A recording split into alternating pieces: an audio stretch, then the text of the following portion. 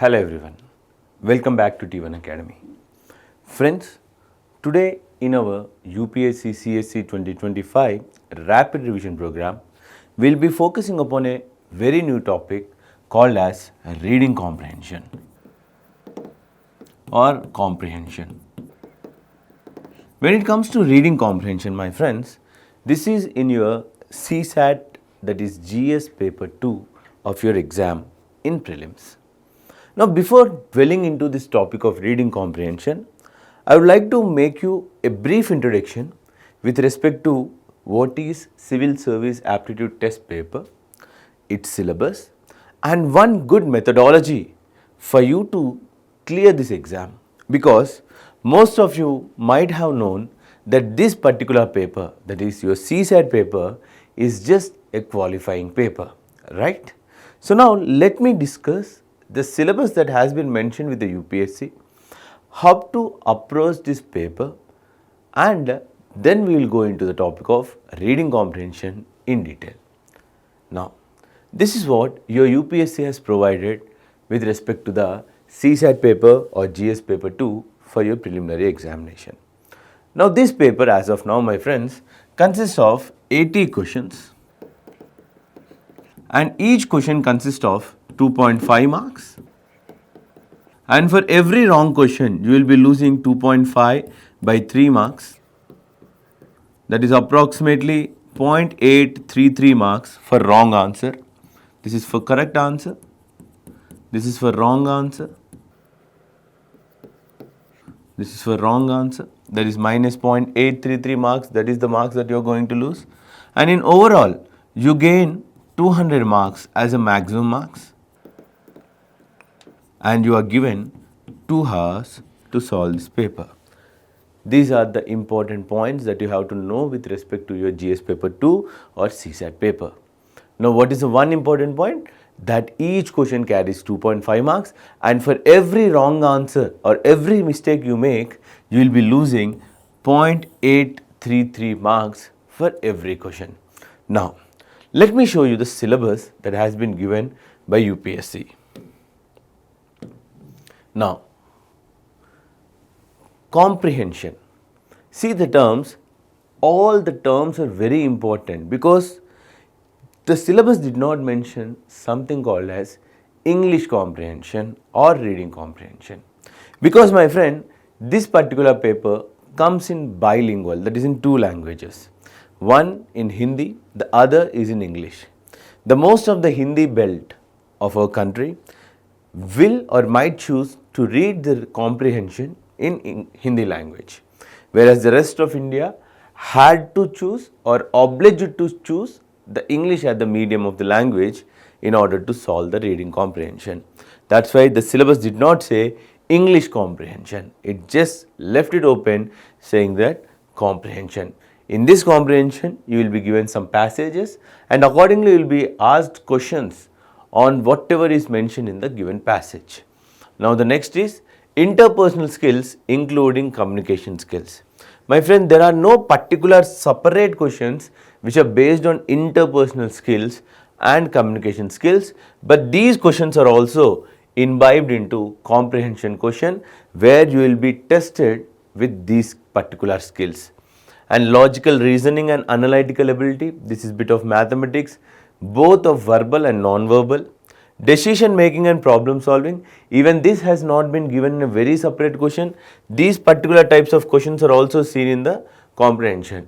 Like in a given passage, you will be given a problem and you are allowed to show a solution for that particular problem by the passage method. Even these are included here. Next is general mental ability. This you can say as your basically quantitative aptitude and reasoning. Next is basic numeracy. Mostly it is number system. That's why whenever you see this paper of UPSC CSAT, the most number of questions in the aptitude part or mathematics part will be of number system. At last, you are going to get questions on data interpretation, that is table, graph, data sufficiency, etc. And one wonderful thing that has been mentioned in the exam, and almost each and every part of this paper will be at a standard level of class 10. not more than that. Now this is your particular syllabus. Now what UPSC tells you about this paper? It tells you that this paper is just a qualifying paper and you need to get only 33% of the total marks. What is 33% of 200? Let's do that. 200 into 33 by 100. What is 33% of 200? Isn't it? X by 100. X percent is equal to X by 100. Isn't it? That's what we learn in the mathematics. 33% of 200. 33 by 100 of 200. 0, 0, 0, 0. That is 66 marks. You need to get minimum of 66 marks in order to clear this particular paper. Okay. So, if you are getting 66 marks, that means you are safe. And any mark above 66, that you are completely safe, and your qualification will be depend upon your GS paper, that is your paper 1. Now, how to get this particular 66 marks and what should be your attitude to this particular paper? What should be your attitude to this particular paper? Let us do that. How many questions do we have in this paper, my friends? 80 questions. Let's say in these 80 questions, you have to attempt 55 questions for sure, not less than 50. Never attempt questions less than 50 in your CSAT paper. That's very, very important. How many questions you have to attempt here? Attempt. You need to attempt 55 questions, never below 50. However confident you are, however accurate you are, never go below 55. Okay, never go below 50. So you have to attempt 55 questions. Then how many questions are left in the 80 questions? 25 questions. Now look at this, my friends. This itself says you that out of 80 questions, I don't know 25 questions. You have to prepare your mind saying that, my friend, if you look at the CSAT paper and all the starting questions in your paper or in your set are so hard that you are not even able to move a further step, then you have to tell to your mind, this is a game, my friend. You have to tell to your mind every time, it's okay, my dear, that I am here to leave 25 questions. Let these first 10 questions, which I am feeling tough, which I am feeling hard to solve, let them be from these 25 questions. Did you understand? That I am here to leave 25 questions and these hard questions come and fall into those 25 questions. This should be your first attitude with this paper. Now out of 55 questions, let's say you are going to solve 37 questions as correct and rest of the 18 questions as wrong. This is one part. Now for 37 questions, how many marks do you get? 37 into 2.5 marks for each question. 5 7s are 35, 5 3s are 15, 18, 2 7s are 14, 1, 2 3s are 6, 7, 5, 12, 92.5. So how many marks are you going to get for 37 questions? 92.5. Now how many marks are you going to lose for 18 wrong answers? For 18 wrong answers, 18 into 2.5 divided by 3. 1/3 of the marks is the direction. So 2.5 by 3. 3 6 are 18. 2.5 into 6. Isn't it? 6 into 2.5. 5 6 are 30. 6 are 12. 15. So you are going to lose 15 marks. What is 92.5 minus 15? 5. 12 minus 5 is 7. 8 minus 1 is 7. 77.5 marks. This is 11 marks, almost 11.5 marks greater than what is needed for you to clear this exam. Let us go for further mistakes. Let me say, if I am going to make 21 mistakes, that is 21 wrong answers. I am going to make 21 wrong answers. Then here, how many questions will I make right? 34. If I am going to make 34 questions right, then it is 34 into 2.5. 4 5 is 20. 5 3 is 15, 17, 2 4 is 8, 2 3 is 6. Okay, 0. Then you are going to get 15. Number 1, 6, 7, 8, 85 marks. If you are going to clear 34 questions, you will get 85 marks. And if you are going to make 21 mistakes, 21 into 2.5 by 3, 3 7s are 21, 2.5 into 7, 7 5s are 35, 7 to the 14, 14 plus 3, that is 17.5 marks. So minus 17.5. If you subtract 85 minus 17.5, 0. Okay, 14 minus 7, 7. 7 minus 1, 67.5. How many marks you are going to get here? 67.5. Now, why did I do all these lengthy calculations here? If you observe here, my friends, out of 55 questions, there is no wrong for you to do mistakes. You are allowed to do mistakes. In these 55 questions, how many mistakes are you allowed to do? In these 55 questions, you are allowed to do a maximum of 21 questions. See the wonderfulness of this paper. You are allowed to do 21 questions as wrong. Now see, how many questions you are losing? If you don't know even 46 questions, if you don't know even 46 questions, you are clearing this paper with 67.5 marks. This shows that you do not need 100% of knowledge in this paper. You just need less than 50% of the knowledge of this paper with 100% accuracy. Hope you understand. You just need 50% of the syllabus with 100% of accuracy in order to clear this particular paper. You can see this is the valid proof. 25 questions I don't know. Whenever you see a hard question, say to yourself, this is one such question I am going to leave in the exam. Whatever the hard part you get. It might be reasoning for someone, it might be quantitative aptitude for someone, it might be reading comprehension. Say, these are those 25 questions I am going to give up. And say to yourself, there will be certain questions where you will be confused, A or B, A or B. Take a take. Take some brave, take some courage to answer the questions. Say to yourself, I am here to make 21 mistakes. Let me make 21 mistakes. Not more than that. With this attitude in your mind, you will definitely clear this paper. How many questions do you need? What is the knowledge you need for you to clear this particular paper? I need to solve 55 questions. Out of 55 questions, I can make 21 questions wrong for maximum, and I need to make correct 34 questions. 34 questions knowledge is the only thing that this particular exam is expecting from you. So remember, 55 questions minimum you have to attempt. Don't go beyond that. Those are enough. Out of 55 questions, you are allowed to make 21 mistakes. And with 21 mistakes, you are inside the examination. Now, if you see the various sections in your CSAT paper over the years, you can select from which topic you want to delete those 25 questions.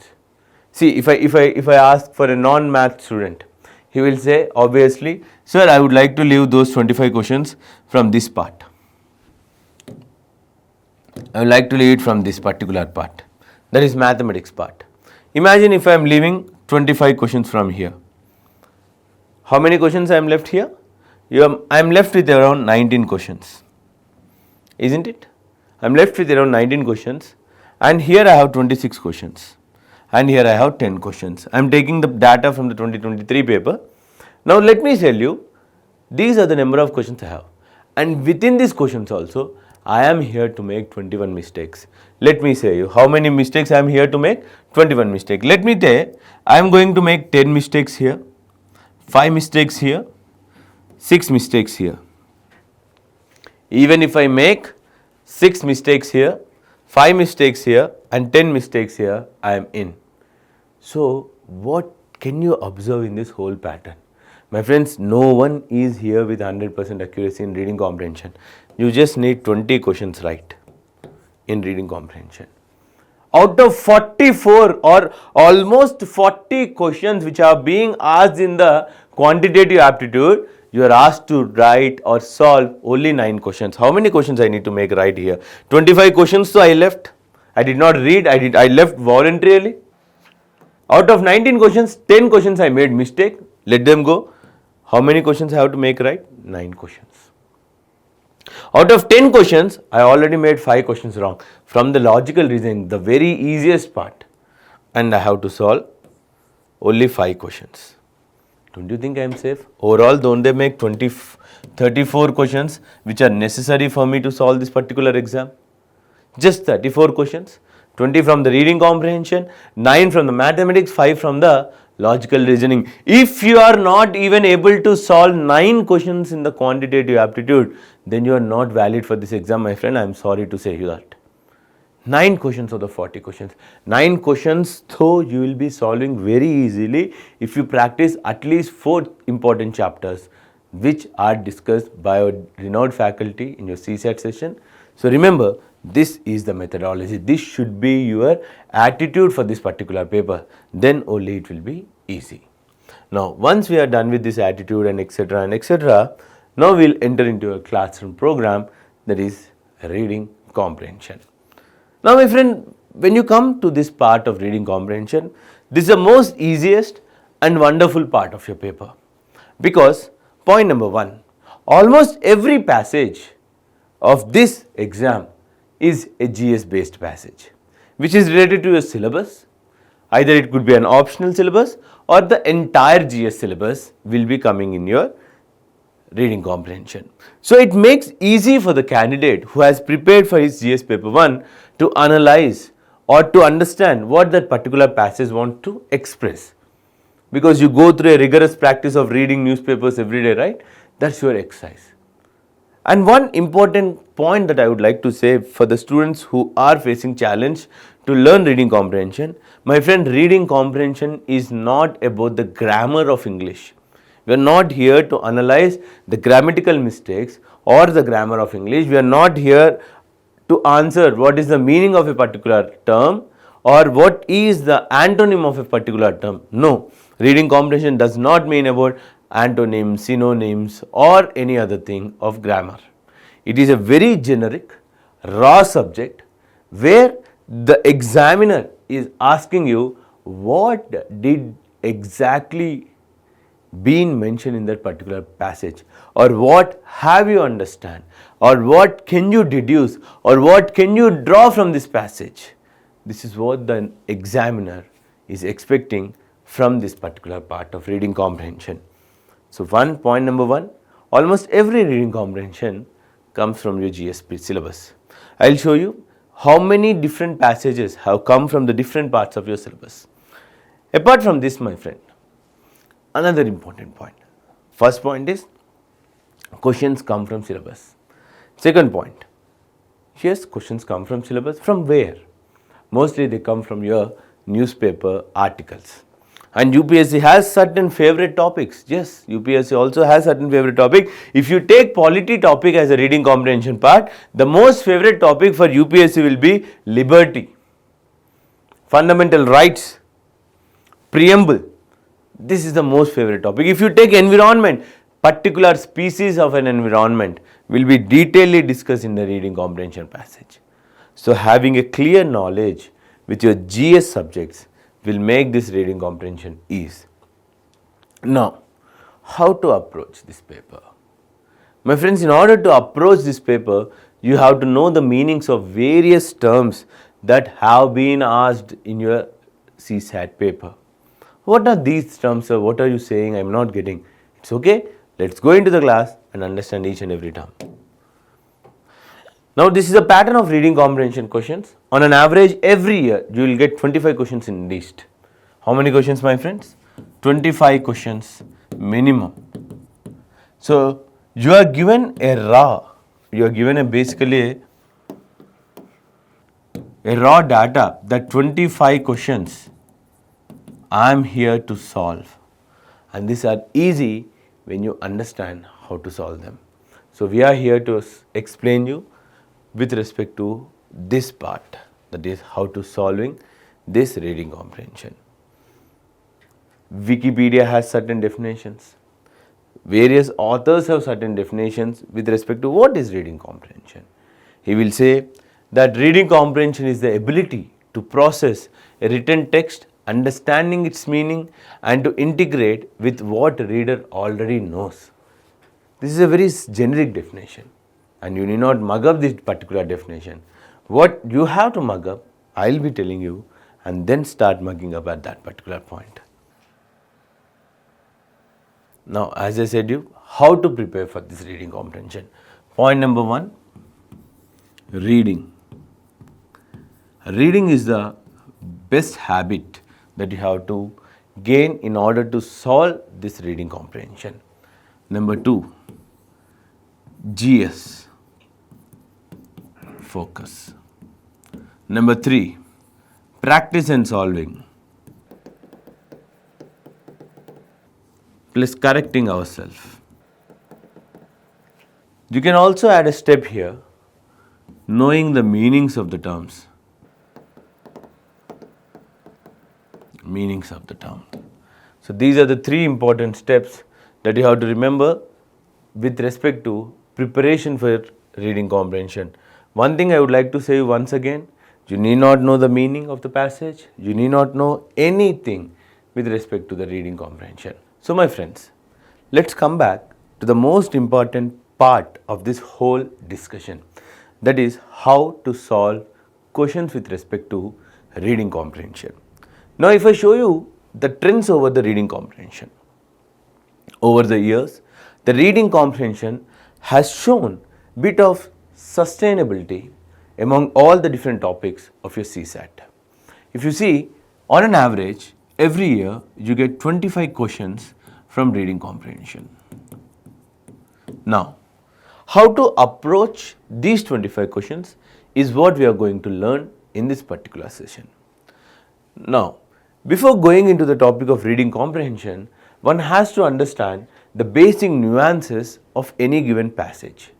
Imagine if you are reading a particular passage. Say this is your passage or a paragraph. What does a passage or a paragraph contains? Basically, it contains the introduction, it contains a body, that is, it tells about the details of what you have introduced earlier, and at last it concludes with conclusion. Don't you think every paragraph or every passage you read goes like this? It will initially introduce you what I am going to speak about. Then I will deeply dive into that particular topic and tell you more about that topic. That is the body of the passage. And the last part of any given passage is conclusion. Now, reading comprehension will ask you to see a particular passage in this way. It will ask you, what did I exactly say you? That is, what did I exactly introduce to you? What was I concluding? What was my vision? What was my idea with particular topic? That is, you have to search in the conclusion. So what exactly was the whole thing happening inside? Or if it asks you a question with respect to data, then you have to look into the body. So various people have given various definitions for what exactly is a reading comprehension. Even Wikipedia has its own. It says reading comprehension is the ability to process written text, understanding the meaning, and to integrate with what already the reader knows. It is asking you to understand the view of the author. It is asking you to understand what exactly you are going to deduce from a given passage. So this is what a reading comprehension is expecting from you. It is not expecting you to learn the grammar of English or to learn the antonyms and synonyms of English. It is asking you, with all the basic due knowledge you have about the English language, that is, how does a passage works. The first part being introduction, second part being body, and the third part being the conclusion. You should be able to search in that part in order to get your answer. Now, the rest of things is not necessary. Whatever it is I have provided you is for those people who do not even know the basic. Now, these are some points I would like to discuss here. How to prepare for a reading comprehension. Point number 1. Reading is the best choice for reading comprehension. Reading. This is the only solution for reading comprehension. And the next point that you have to remember is practice. practice of mocks and previous year questions. And obviously, our own academy video, this will help you to ace your reading comprehension. So now first two steps are very important. What is the only way to solve this reading comprehension, my friend? Reading, reading and reading. That's the only way for you to understand reading comprehension in detail. Apart from that, as I said you, my class is going to help you to ace this particular paper. Now, let me take you to what are the most important parts of any given passage. As I said you, the most important passages or essays anywhere in the world, the starting paragraph or starting lines will give you the introduction. That is, reader is going to try to gain your attention with his introduction. And the next part in any given essay will be the body. Within the body, you will have certain data, analysis, and etc. Right? If you have taken a stance, you have to justify that particular stance, right? All those. And the conclusion is the last part in any given paragraph. That's what I have explained you. Now, let me take and show you certain proofs that reading comprehension questions come from your general studies and come from your newspaper articles. This is a particular passage in 2023, my friends. This passage has been directly taken from a quote of a philosopher, a political philosopher named Will Durant. Now you can see each and every line of this particular quote has been just copy pasted by UPSC, and they were asking you what exactly does this passage mean. You can see the last end of the state is not to dominate men, not to restrain them by fear. The same thing. The last end of the state is not to dominate men, not to restrain them by fear. Rather, it is to free each man from fear, that he may live and act in the full security and without injury to himself or his neighbor. The end of the state, I repeat, is not to make a rational being into brutal beasts and machines. It is to enable their bodies and their minds to function safely. It is to lead men to live by and to exercise a free reason, that they may not waste their strength in hatred, anger and guile, nor act unfairly towards one another. So you can see each and every line has been rephrased, but he removed those parts of your passage which will give you an answer. You can see, thus the end of the state is really liberty. You can see the last part of the passage shows you that what is needed in a state, it is the liberty which is a sine qua non for the state. So he did remove this particular line from the whole passage that has been given by an author called Will Durant, a political philosopher. So this is what UPSC has been doing. You can see there is another article which has been just copy pasted by UPSC, bit rephrased. This is an article which is drawn from Times of India editorials. You can see, with steady economic growth, higher literacy and increased skill levels, the number of Indian middle class families has gone up exponentially. You can see the same lines. With steady economic growth, can you see this here? With steady economic growth, the number of Indian middle class families has gone up exponentially.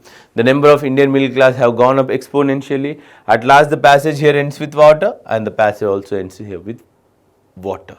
This was a large article, an editorial article in the Times of India, and some part, a middle passage part of this particular whole essay has been drawn and given as a passage. So this is another example for you to show. This came in 2022 and again in 2023. Same newspaper, Political and Economic Weekly newspaper, and sometimes even from the Times of India, they have drawn another article from innovation versus affordability. You can see the terms. Pharmaceutical patents. He went till research. Here also you will find each and every line that has been mentioned here. You can see research and development, although comes at a cost. Medicine. While the patent regime and price protection to legally. So he has just reframed this last point. each and every line is borrowed from a newspaper article. Now, I did not yet come to the methodology how to solve any reading comprehension, but I am just giving you an introduction and a conference that all the questions in the reading comprehension come from your GS and come from your newspaper articles. If you are keen at reading your newspaper, you will find it easy to solve the reading comprehension. You can see these are certain favorite topics that UPSC has been giving passages in your CSAT paper. You can see education is one of the important favorite topic. Every year you find a question about education.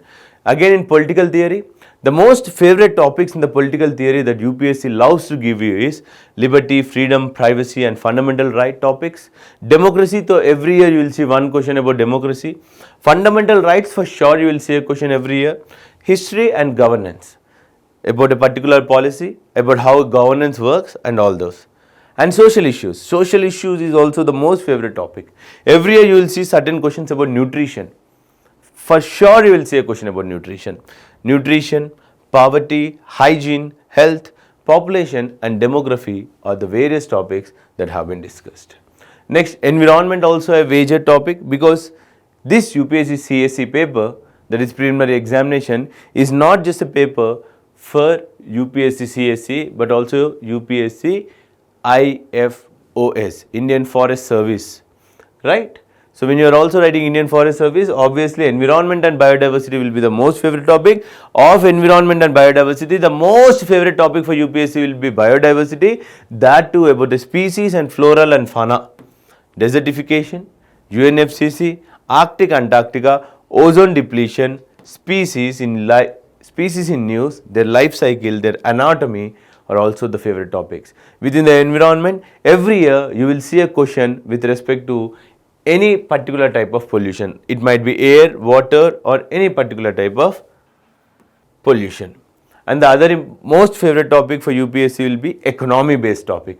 Within the economy, you can see passages coming from the dimensions like banking, economic comparisons. You compare the economy of India with some other country, IMF, WTO, banking, national income, public sector undertaking, capitalism, employment and sectors of economy. This is one important topic that UPSC always loves to. And every year you will see a question with respect to international relations, basically with respect to the weapons of mass destruction. Agriculture being a favorite topic, it talks about how the marginal farmers are struggling in India, different types of agriculture systems. It could be zero budget natural farming, it could be organic farming, it could be crop patterns, it could be animal husbandry, it could be genetically modified crops, and it could also be agri-tech. In philosophy, I have already said you, self-learning based passages, leadership based passages, reflective passages are the most important passages that we give. Science and technology is another important passage for sure that you are going to see in your exam every year. Mostly it focuses on antimicrobial resistance, and it also focuses on antibiotics, energy, biotechnology, the most favorite topic for UPSC. Every year you will see a question here.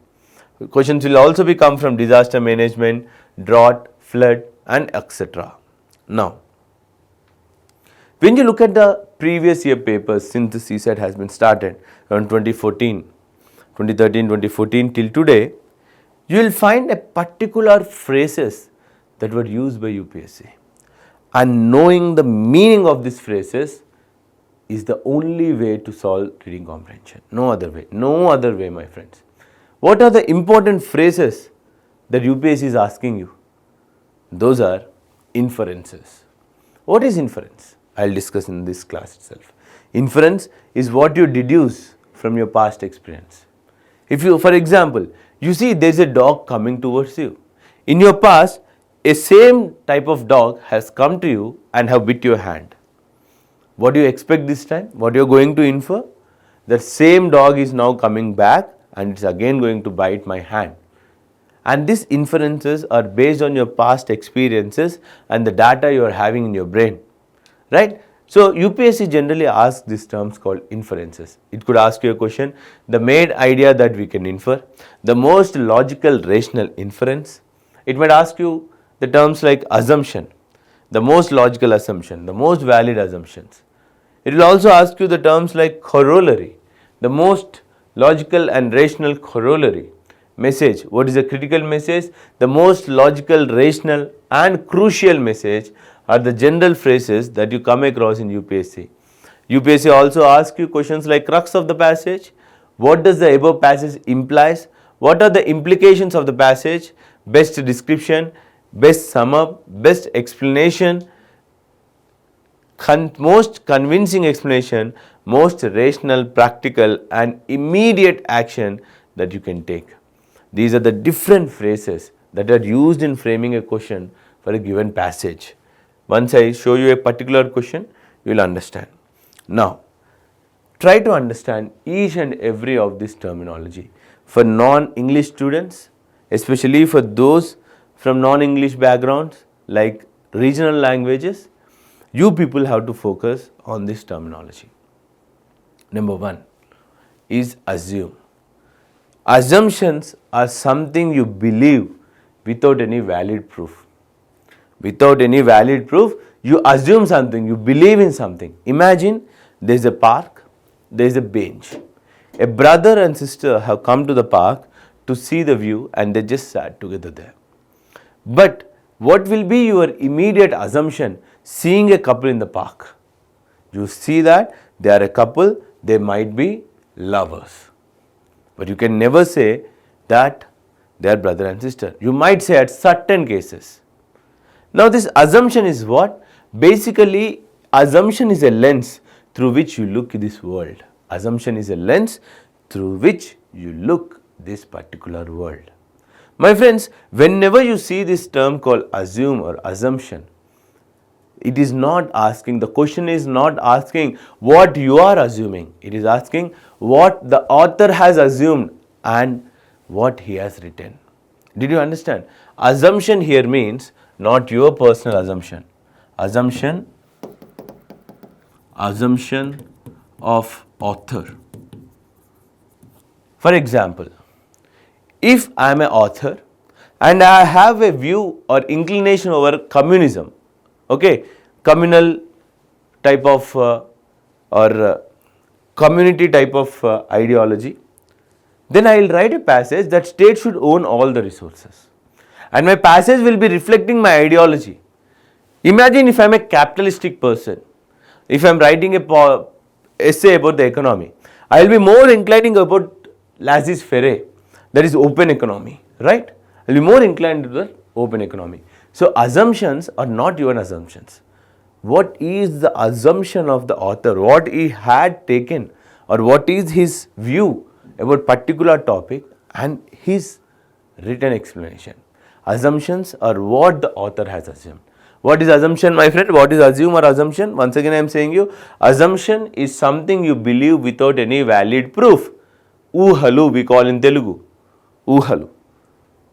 Mana oohallo teltam. We have no valid proof. That is called assumption. It is a lens or a prism through which you look this world.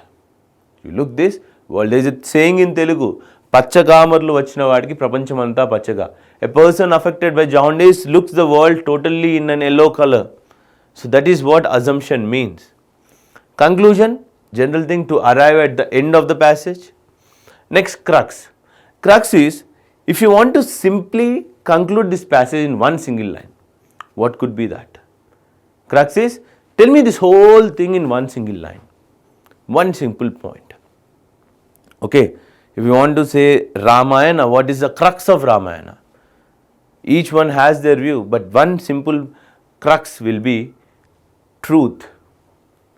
Truth to be prevailed over everything. Right? Truth was the major thing. But Pitruvakya Paripalana, someone says, that Rama had to follow the directions of his father, whatever it could be, whatever it could take. Rama has to follow the rules of his position. So you can say, following the rules given by our ancestors, maintaining the standards is what Ramayana has said. That is the crux of Ramayana. So crux is what is one important point or one single word that you want to say this entire passage is going to show. Next, imply. Imply has two meanings, my friend, here. Implication and imply. They have both are used side by side sometimes and they both have different meanings. sometimes even same. Imply is showing towards you. I am trying to say something very indirectly to you. I am trying to show you. I am showing you fingers. My friend, look there, look there, look there. I am showing you something. Look there. I am trying to tell you something very indirectly. Imagine you met a girl. You say to the girl, "You look so beautiful. You're so handsome. You are like everything. You do things very easily." So you are flirting with that girl, right? So what you are implying to that girl, that when you are flirting that girl, you are implying that, yes, I am having interest on you. I might be in love with you. These are the implies. Saying something very indirectly is what imply means. Whereas implications are something which you are going to face. Like for your action, for every of your action, the consequences that you are going to face are called as implications. Okay, implications. Okay, imply and implications have both meaning, my friends. First meaning is something which you are trying to say indirectly, and the other thing is what is the result of your particular action. You have done some action. What is the result of that action? What is the result of that action? In the immediate case, very soon, what is the action that you are going to? Okay, next. Basically, implications are futuristic in nature, my friend. That is, imagine if you are going to hit a person on his face. He hitting us back is corollary. Very soon, the shift reaction is corollary. But if he keeps this slap with himself and plans a long journey, saying that I am going to destroy this person piece by piece, and then he destroys you, that is implication. A long journey solutions are implications. In implications passages, generally you will be given a problem and you are ready to give a solution which is futuristic in nature, not to be implemented right now basis, but futuristic in nature.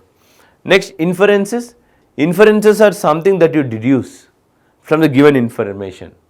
For example, if your boss is going to come and tell you, Mr. So and so, our company is facing a financial crunch. I think I need to take some action by removing few of the employees. Your inference will be you will be the first employee to remove. Or if your boss just tells you that we are facing a tough with our finances. I don't think we can survive with these finances too long. Then what will be your inference? Based upon your past experience, if in your past company, if your boss has said the same thing to you and removed you from the service, then what your brain thinks? Your brain thinks that you will be terminated from the service.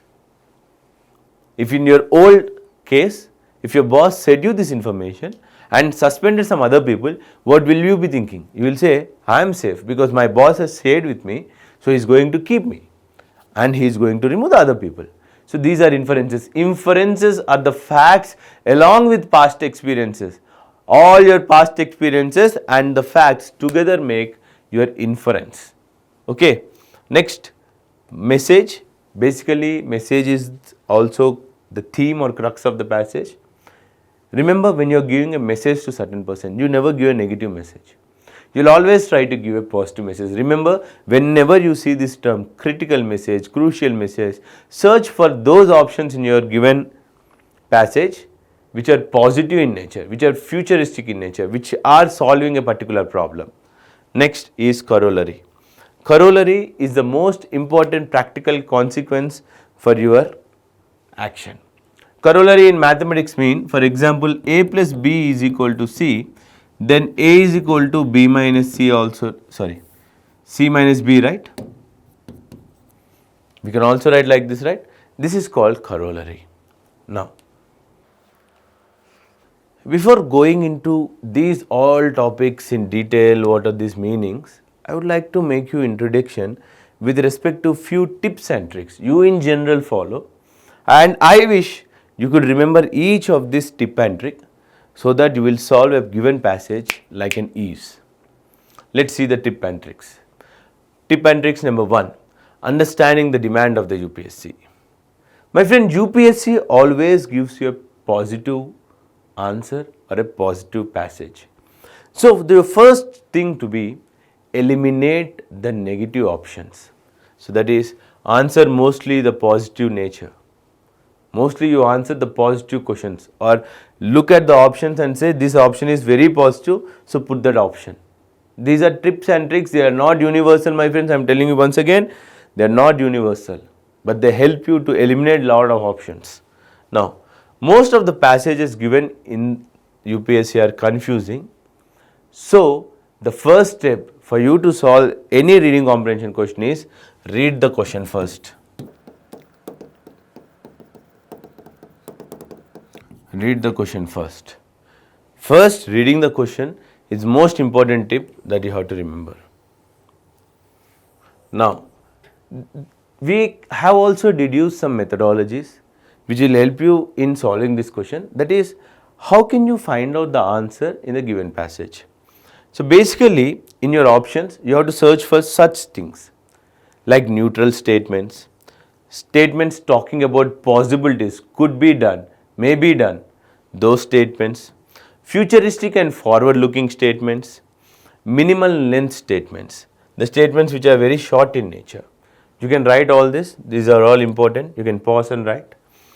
Next, how can you eliminate a particular options, or which option should be eliminated from a given passage? The options which are having negatively and which are criticizing the government policies, you have to remove first. Practically illogical and the given option is not at all relevant to the given passage. See, all these we will understand when we are solving a particular question. Remember, when you read a passage and you try to solve a question, within the options you will find certain statements which are not at all relevant to the passage. They are coming from somewhere else, which are irrelevant to the passage. Eliminate them. Eliminate the negative statements. Eliminate those options in the given question which are self-justifying. They themselves justify without even referring to the passage. Without even referring to the given passage, they justify themselves. That those statements are also to be removed. Okay. Things which are out of the context, they have no relation to the passage. They are out of the context. We are talking about agriculture and food security. Suddenly you went from agriculture and food security to organic farming, zero budget natural farming. They are not relevant. From here to there, there to there, you are jumping like anything. The jumping should not be happen. And wherever you see these extreme words like strongly, only, excuse and important, such words should also be eliminated. Such options you can also eliminate. Now, to know whether a given option, see, you stuck with 2 to 3 options. When you are solving a question, you will get stuck with 2 options, A or B. What could be the answer? You will eliminate 2 options for sure. You will stuck with 2 options. Now, how to get over these 2 options is, you have to use these parameters. Check whether the given passage is relevant or not.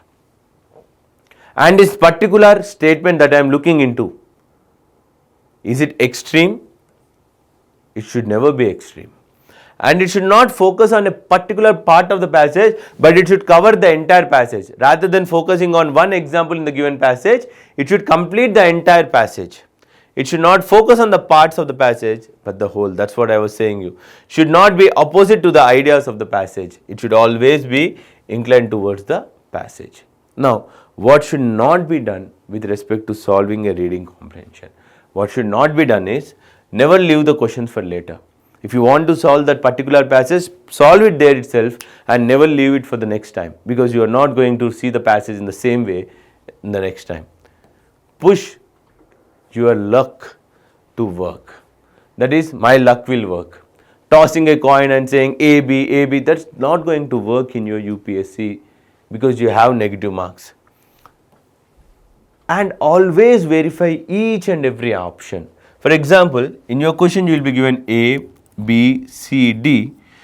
Don't immediately put the option B. If you are reading option B and if you feel that is going to be right answer, even though you know that it is right answer, don't put B as the right answer immediately. Go till option D. Read each and every option. There could be sometimes you get mistaken, because B might be relevant, but B is not the right answer. D could be the right answer. So always read till the last given option. Choose over implicit. Choose implicit over explicit. Implicit and explicit. These two are very important terms, my friend. Implicit means which is hidden. Explicit is which is open. We are saying you that never ever go for something which is hidden. These are what not to do. These are not what to do. I am saying you choose something which is said openly, which is clearly been detailed or clearly been explained by the author. Never choose those parts of the given options which are not clearly mentioned by the passage. So always go for explicit rather than implicit. Stop overthinking about passage. Always try to read between the lines. Okay, and never ever evaluate your answers beyond the essence of a given passage. I will tell you how to use all these parameters for solving a particular given question. Let's try to solve this question. Now here starts your method to solve a particular question. Now let me try to explain you with respect to the method to solve any question of reading comprehension based on all the knowledge that you have gained till now. Point by point, let's discuss. Point number 1. We know that in any given passage, the first part of the passage talks about the introduction of the passage, or it tells you what exactly the passage is going to tell you about. And the last part of the given passage tells you about the conclusion, and the middle part tells you about the body or in detail provisions of a given particular topic. Why I choose this particular topic, my friend? Because it was a newspaper article directly taken and copy pasted in UPSC 2023. So we are going to solve this particular question. So when you know the structure of any given paragraph or a passage, the starting line will tell you the introduction, the last line will tell you the conclusion, the middle part is the body. This is what you have to know in first case. Now the next step.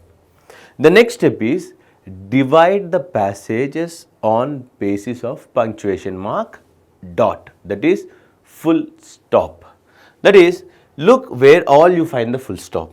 Number 1, and the next full stop 2, and the next full stop 3.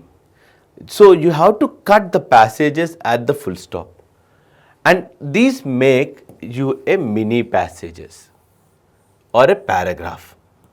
So divide your passage into little paragraphs like this. Once you have segregated your entire passage on this basis, based upon the full stop, the next step should be to write what is the crux or concise of this whole paragraph. So let me read it for you. In India, the segregation of municipal waste at the source is rare. Till here itself. What is he saying about, or what does the passage talks about? Segregation of municipal waste. Segregation of waste. Generally, what is the passage talking about? Segregation of waste. From where did I get? From the first line itself. The next line says that recycling is mostly with the informal sector. But first line also says that this segregation is very rare. That is, we do not do enough segregation. The next line says that recycling is mostly with the informal sector. Now he is also talking about recycling, and he is also talking about informal sector. We are only here to write the key points. Next you see, more than 3/4 of the municipal budget goes into the collection and transportation, which leaves little for processing, resource recovery and disposal. What is he saying? Out of 100% or 100 rupees, 75 rupees, that is what he is saying, more than 3/4. 3/4 is how much? 75%. So you write down the number. 3/4 is going for collection and transportation. Transport.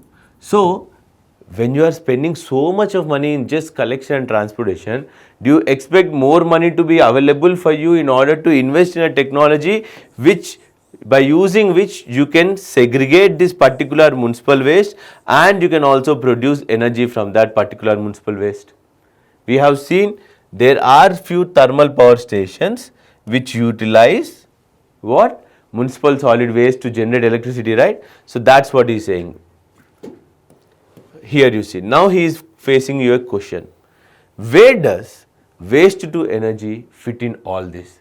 My friends, in 100 rupees, 75 rupees I am spending on transportation and collection. Where does this 1/4 rupee or 25% will make you this waste to energy, or where in the whole cycle of waste processing your waste to energy falls in? Ideally, it fits in the chain after segregation between the wet waste and the rest, collecting, recycling and before getting it into the landfill. So this is another part. Here he is talking about waste to energy. Basically he is saying it falls. Waste to energy comes next to segregation of waste. Waste to energy, waste to energy. He says this comes after segregation. This comes after segregation. The next, which technology is most appropriate in converting the waste to energy depends on what is in the waste. That is the waste biodegradable versus non-biodegradable component and its calorific value. What he is now telling you about? Bio and non-biodegradable. And he is talking about calorific value. Now he is saying the amount of energy produced from waste depends upon which type of waste and how much is the calorific value that you are getting. Now biodegradable component of India's municipal solid waste is little over 50%. Now what is he saying? Biodegradable waste is greater than 50%.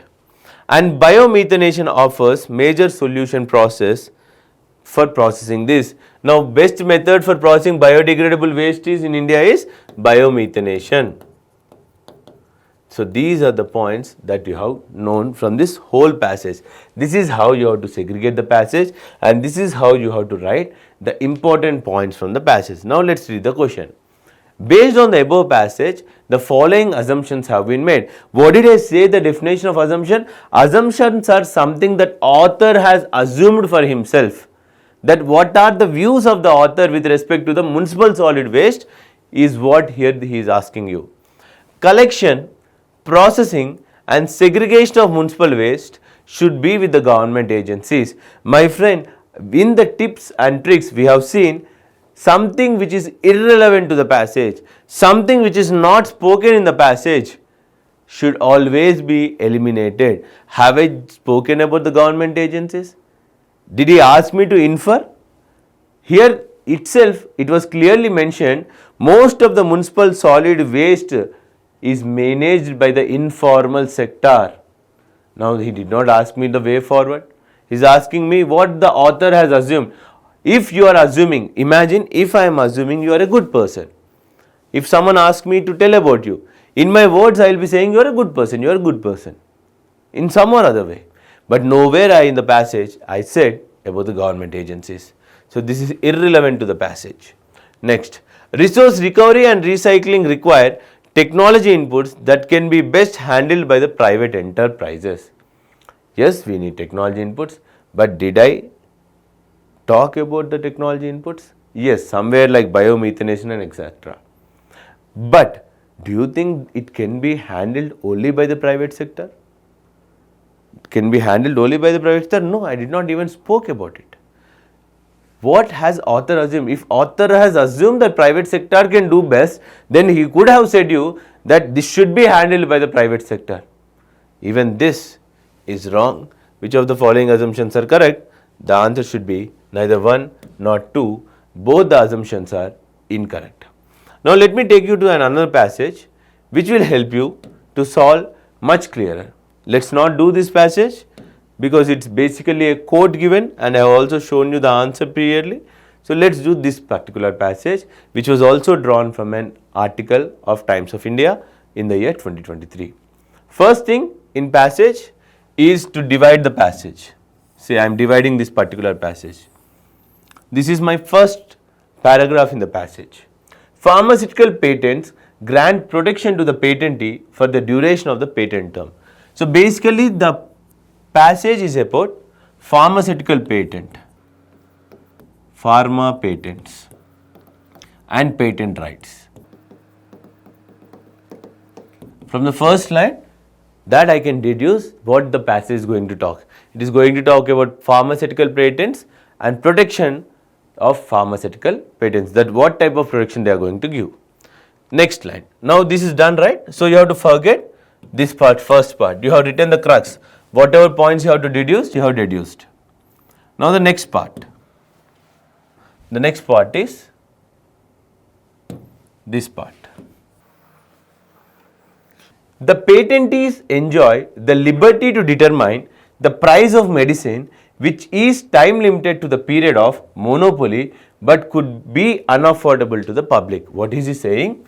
Now this particular patented medicine, the patentee, whoever have that patent rights with him, he can decide the price of that particular. Price is decided by patentee. That's what it is saying. But sometimes this price is unaffordable. Imagine if that particular medicine is a life-saving medicine and if it is going high and high price and most people are affected by this high price, do you think it is good? No, right? So that's what the passage is saying. Now, you are also done with this. So we will erase this. Now, we will go for the next line. It goes till here. Now what is he saying?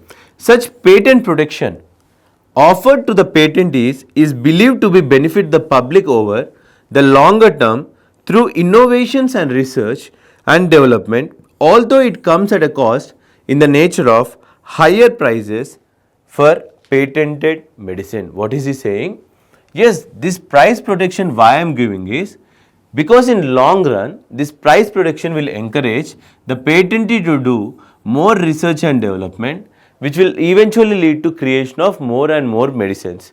And is also saying, but still the challenge of higher price is a issue in the patent regime. The last, the patent provide the patentee with the legitimate mechanism to get returns on the cost incurred in his innovation and research. What is he saying? This authority given to a patentee to decide whatever the price he want to take for his innovation is basically to compensate him for his innovation and effort. Now, these are the points from the whole passage. If you try to solve the question given in the passage, let's see. Based on the above passage, following assumptions have been made. What has author assumed? They are not asking you what you have assumed. Assumptions means always what had author thought and written this particular passage. Let's read the points. Patent protection given to patentees put a huge burden on public purchasing power in access to patented medicines. Okay, I can agree. This is what author was saying you. Dependence on other countries for pharmaceutical products is huge burden for developing and poor countries. My friends, nowhere in the passage did I talk, anywhere in the passage did I talk about import-export, did I talk about developing countries, did I talk about poverty? Nowhere. Not even a one term in the whole passage analysis, I got one term about poverty. So this is not going to be my answer. So option 2 should not be my answer. So I am eliminating 2. So my answer should be between 1, 4 and 3, 4. This shows that fourth option is obviously correct. Government needs to find appropriate balance between the rights of patentees and requirements of the patents. Providing medicines to the public at affordable cost is a goal of public health policy design in many countries. Nowhere we have discussed. It might be right. Yes, it is right. In general, it is right. But this is not what author has assumed. This is not what author's view. Do you agree this or don't you agree this? See, within these options, you can see 4 is absolutely right. If 4 is absolutely right, which one you want to go with? You want to go with 1, 4 or you want to go with 3, 4? The answer is 1, 4 because I have said you in the eliminators, something which is not said in the passage should never be considered. Did I spoke about the design in the public health policy anywhere in the given passage? No. No. But this is what author has assumed. So your answer will be 1 and 4, option B. This question also we will try to solve. Here I hope you will understand it much clearer. First step is to segregate the given passage and writing the crux of the given paragraph.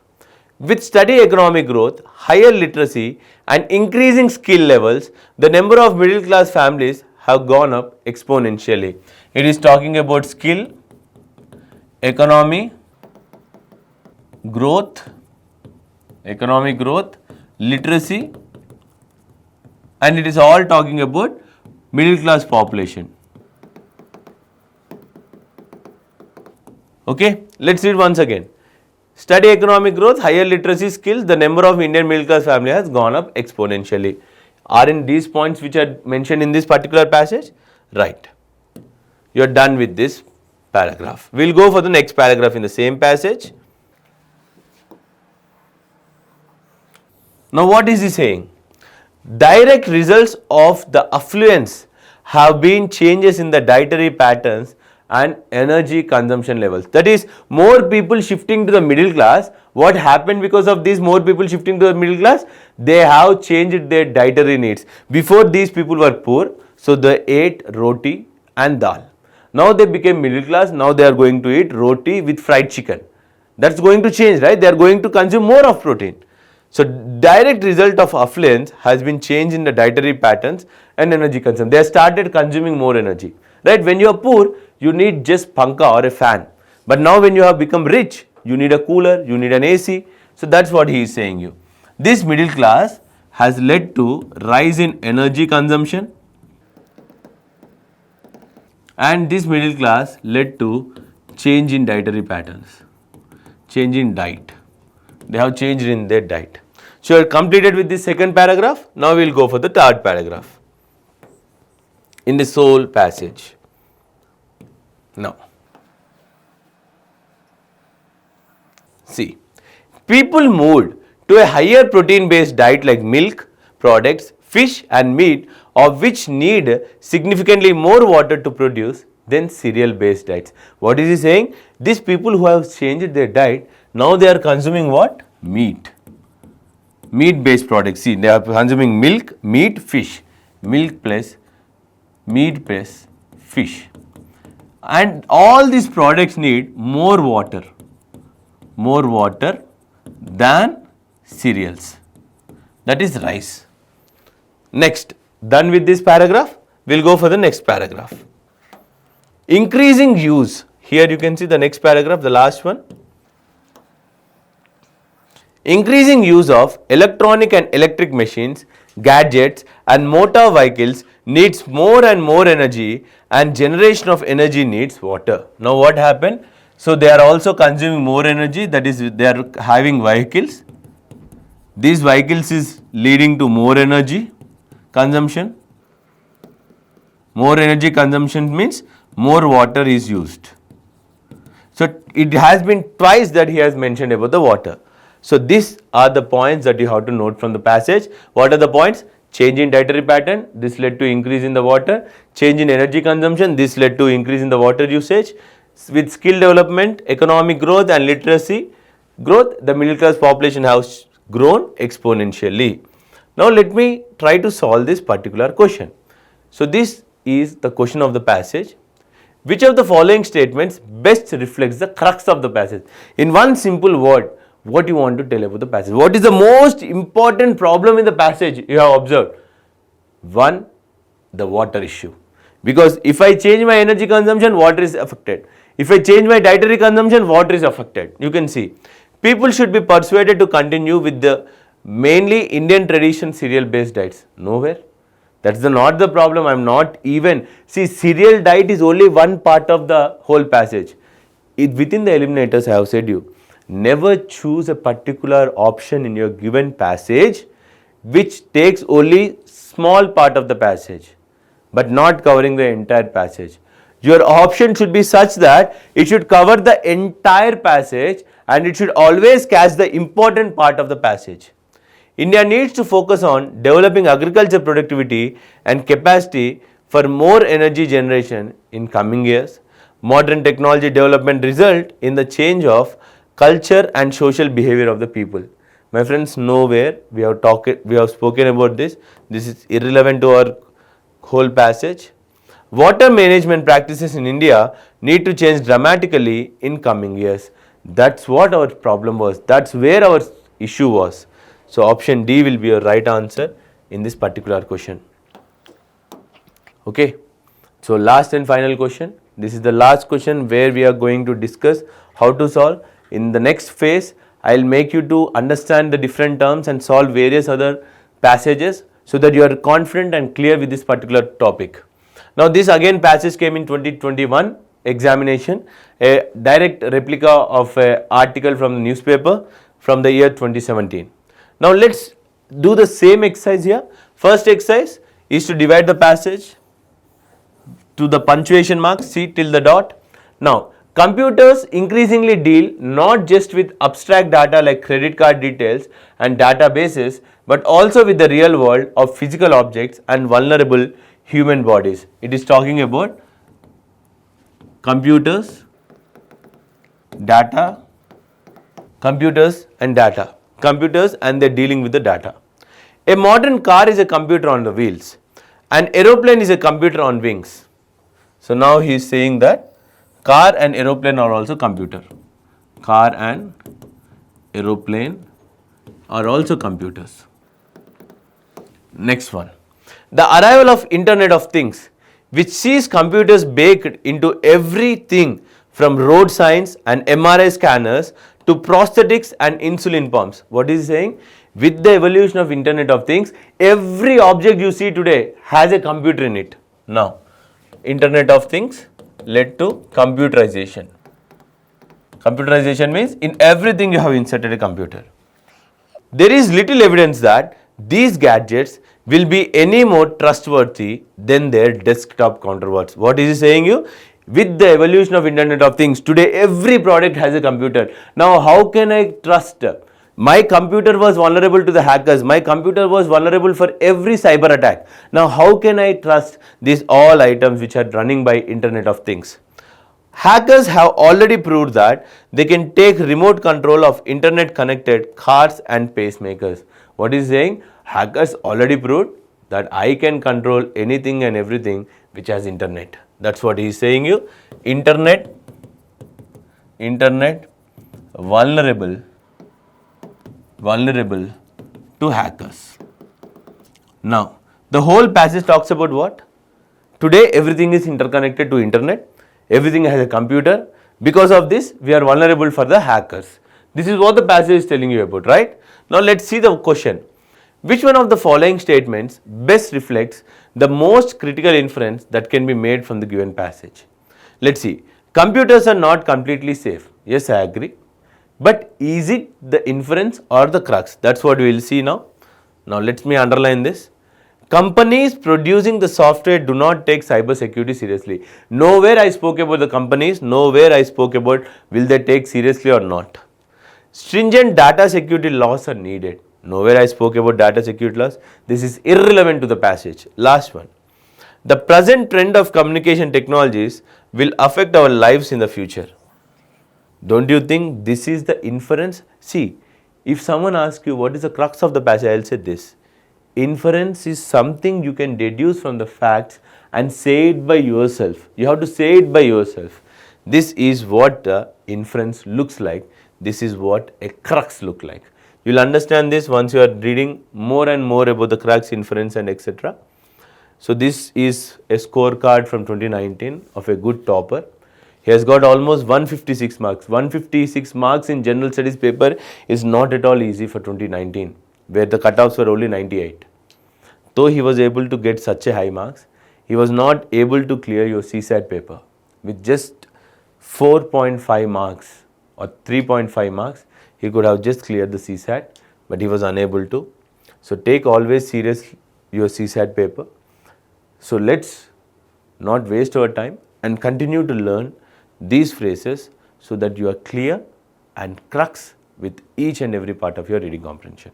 In the topic of reading comprehension for your CSAT, it is very important to learn what are the different phrases in the reading comprehension.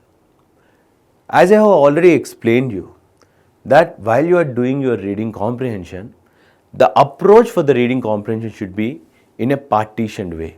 That is, you have to divide the passage at the punctuation mark full stop and write the crux of each and every paragraph that you have chosen on the sidelines. And with this step-by-step process, you will have entire data given in the passage in the bullet points. Now, after having this raw data, there comes a challenge. There could be two options which are satisfying this raw data. Like in the previous class, there was the last question where two options were much nearer to this particular raw data. Now, how to choose among these two particular points or two options exist from this particular exercise. That is to know the meanings of the most important terms given in your UPSC exam. Already I tried to explain them or already I tried to introduce you them. Those terms include assumption, imply, implication, corollary, conclusion, inference, and etc. So these were the important terms, and I would like to discuss with you at least 6 to 7 terms which are much frequent in your exam with UPSC CSAT. Now, apart from this, in the first class I showed you bit tips and tricks and eliminators, like always choose a positive statement over a negative statement. Always choose something which is explicitly mentioned rather than implicitly mentioned. Explicit is open, khulla khulla you say in Hindi. Okay, implicit means hidden. Implicit means hidden. Always choose explicit statements over the implicit statements.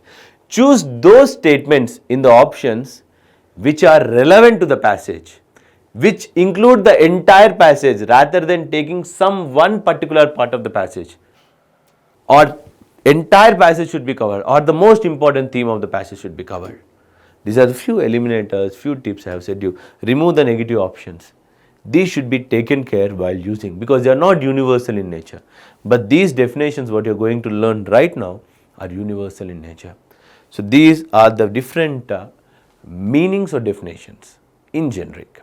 Now we will learn them in detail and solve each of these particular phrases in detail. Number 1, conclusion. You can derive conclusion by using the raw data. While deriving conclusion, remember this, while deriving conclusion, you are not allowed to think logically. If in the passage it is given that sun rises in the west, then sun will rise in the west, that's it. You have to go with the raw facts and data that is provided in the passage, and you are not allowed to think ethically, logically, anywhere. So conclusion is always based on the raw data. You are not allowed to use your brain here. That is what? Conclusion. You are only deduce your conclusion from the given facts. That is called as conclusion. Conclusions are always accurate and based on the logic of given data. So how to identify a conclusion? That's one important point. My friends, I have said you, in any given passage or a paragraph, the last lines will be concluding lines. So to find the conclusion, always go and search in the last lines of your passage so that you will immediately get your conclusion. Now, once you have known the definition of conclusion, you should also know the definition of inference. I just tell you an example. Conclusion is based on the raw data facts. You are not allowed to use any of your prior experiences. But in inference, Uhaganal, what you can imagine, what you can deduce from this particular information. For example, I will say you, the company is running in loss and I need to remove few employees. Now what I should deduce from this information? I have to deduce that some employees are removing. This is conclusion. Basically, if you want to say conclusion, company runs in losses, then to cut down the losses, the employer can remove the employees. This is one conclusion you can say. But whereas inferences, I can make 1 lakh inferences. I will say that management is going to remove all the employees and wind up the company. One inference.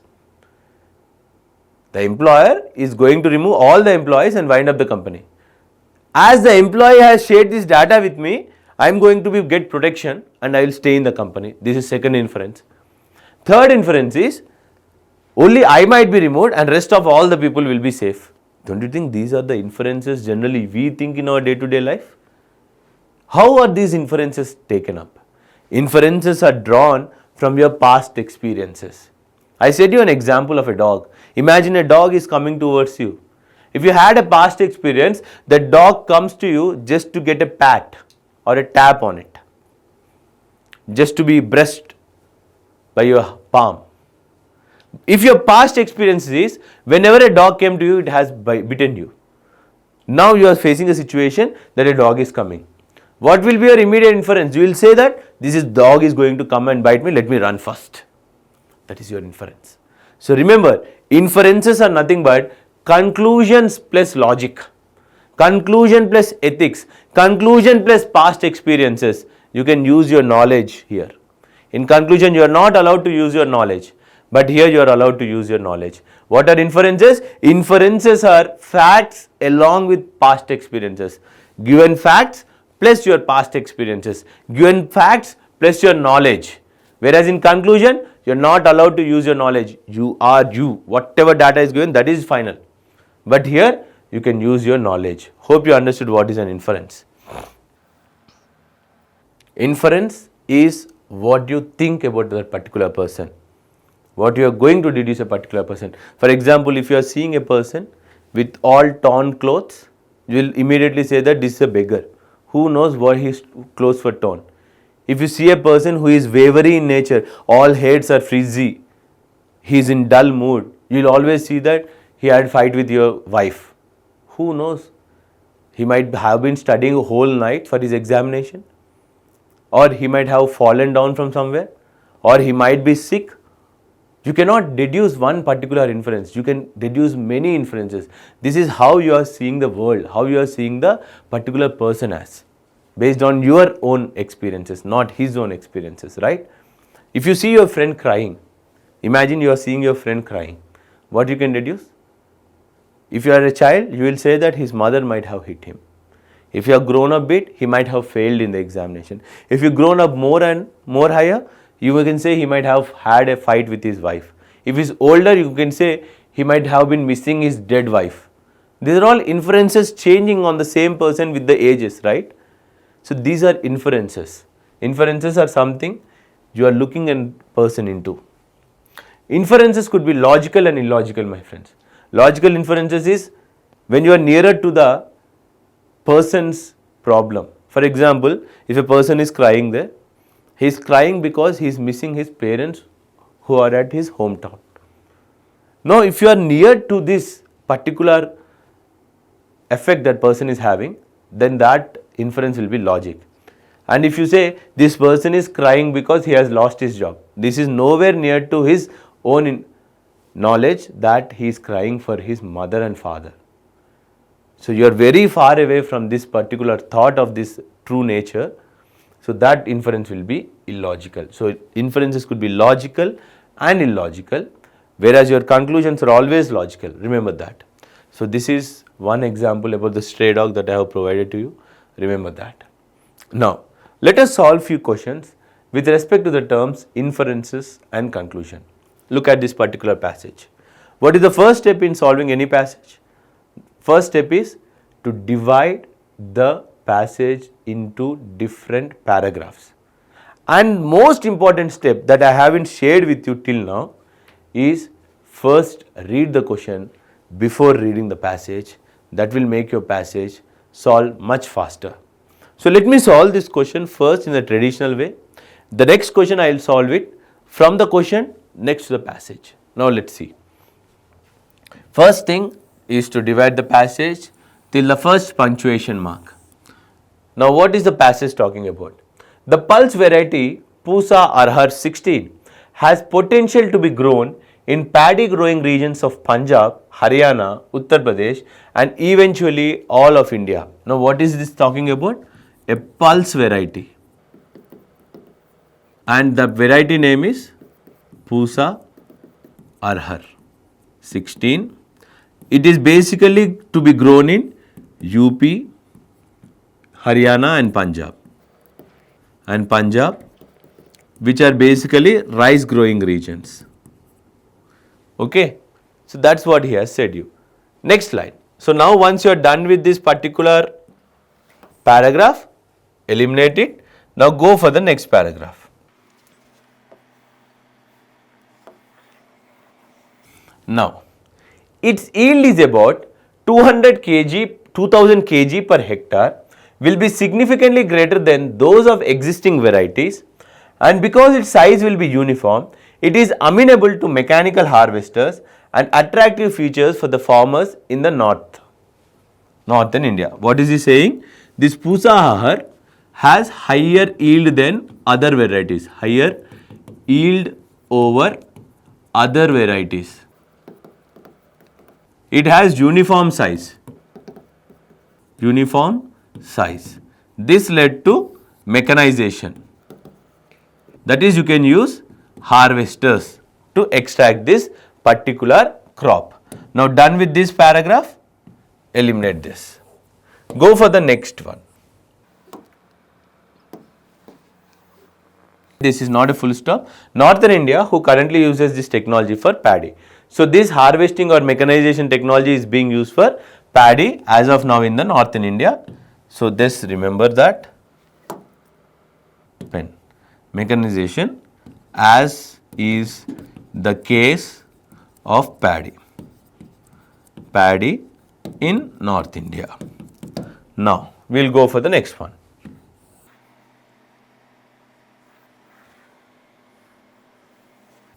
Okay, here are the two paragraphs. Most important, Arhar straw, unlike paddy straw, is green and can be plowed back into the soil. What is he saying? The straw is nothing but left out material. Once you extract the pulses, all the branches, leaves, that are considered as straw. The straw is green straw.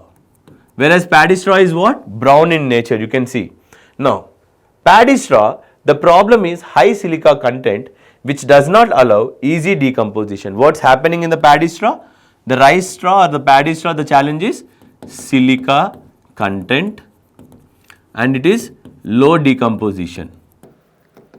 High silica content and low decomposition.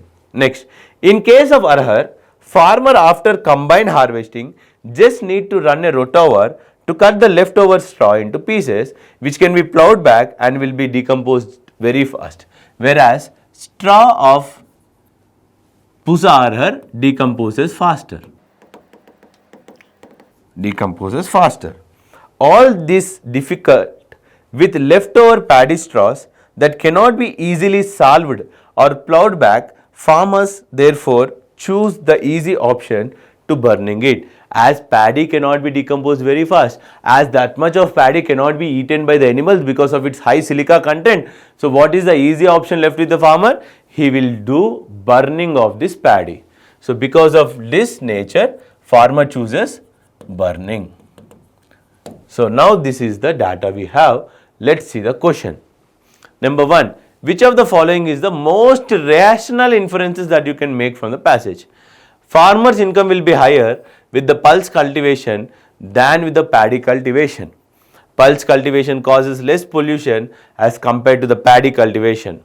Pulse straw can be used to improve the soil quality. Yes, pulse straw being green, it can be rotated. If it is decomposing faster, don't you think it will improve the soil quality? This is inference. This is what inference? From the data that this particular pulse crop is green, it can be decomposed faster. That means green decomposition products are basically soil nutrient. They are going to improve the soil nutrient. I will say option 3 is right. Wherever I have option 3, I will retain that. Remove. I have 2, 3 and 2, 3, 5. So 2 is also right. Pulse cultivation causes less pollution compared to paddy cultivation. Why? From where can you say this, sir? Because my friend, in pulse cultivation, all the leftover straw can be cut and put into the soil itself, which gets decomposed. Whereas the paddy straw, which cannot be decomposed faster or which cannot be eaten by the animals, will be used for burning. Now burning the paddy, don't you think it is going to pollute much in the air? So that's what you can infer. See, data, this is what I can infer. Next, in the context of North Indian agriculture, paddy straw has no usefulness. Mechanized agriculture is the main cause of stubble burning. Nowhere we said mechanized agriculture is the main cause of stubble burning. This is wrong. This is wrong. Mechanized agriculture can never be. The stubble burning cause is basically high content of silica and not able to salvage. Animals cannot be eaten. The animals cannot eat this particular grass and this cannot be used to get decomposed. So 5 option is also wrong. You are left with option C. Only 2 and 3 is correct. In the context of North India agriculture, paddy straw has no usefulness. Nowhere I said. Nowhere I said about this. You cannot say because no data is provided. Farmers' income will be higher with the pulse cultivation than with the paddy cultivation. My friends, I said Pusa Ahar will give me 2000 per hectare. I did not say how much of paddy can be brought in 1 hectare. What is the price of the paddy? I did not give a at least if I was able to give a comparative perspective in the amount of production, that is 2000 kg per hectare of paddy and 5000 kg of rice per hectare. At least if I get a comparison, I could say, so here they have no comparison. That's why your answer is what? Option 2 and 3 only. This is the next question, my friend. Passage came in 2020. Here we will use our most important method, that is to read the question first and then go to the passage next. What is the most logical inference from the above passage? What is asking you about? Inference. What is inference, my friends? Inference is data along with your past experiences, right? You can use your past experiences, knowledge, everything. Now, what are the options given? State shall not interfere with the religious affairs of the citizens. Religious freedom under the constitution is open to state intervention. Religious freedom of the citizens is not covered under the fundamental rights. Religious practices of any community are immune from the state law.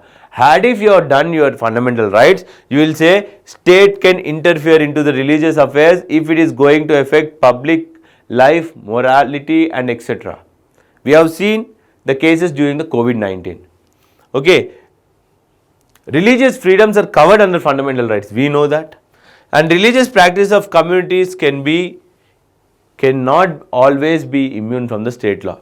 So state's intervention can happen, that is option B. If you have studied fundamental rights, I can directly say it will option B. But now after reading this passage also you will say yes, it is option B, sir.